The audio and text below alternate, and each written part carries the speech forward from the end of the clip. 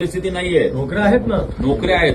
बरं, आमच्या काय नवी मुंबईतल्या मुलांची मेरिट नाहीये, शैक्षणिक अर्हता नाहीये का? आम्हाला वाशी टोल क्रॉस करून जायचं बाहेर, जर आमच्याकडेच कंपन्या 4 आणि 5,000च्या वर आहेत का? आम्हाला ऐरोली टोल क्रॉस करून मुंबईत जायचं का? पुण्यात जाऊन आमच्या मुलांनी काम करायचं?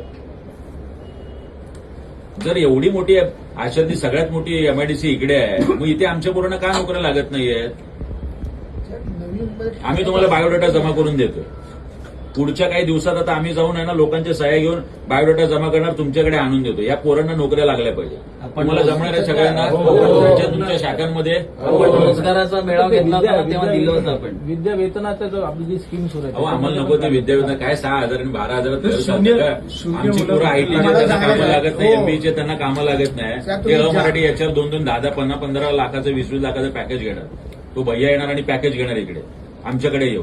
बरं, मला ही नोंदणी तर द्या तुम्ही. जानेवारी ते जून, आता तुमचा हा तर डेटा अपडेट असेल, बरोबर आहे की नाही? आता मला सांगा, तुम्ही सांगताय की जून म्हणजे 29,285 आणि 38,878 तुम्ही नोकरीला पाठवलेले होते 5,377. हा पूर्ण त्या जिल्ह्यातला आकडा नाही, असतो. ठाणे फक्त ना? हो, ठाण्याचा. पण ठाण्यामध्ये नवी मुंबई पण येते ना? हो, भिवंडी येते, कल्याण येतं, डोंबिवली येतं, बरोबर ना? ठाणे शहर येतं. मग आता तुम्ही फक्त तिथे 1,399 लावलेले.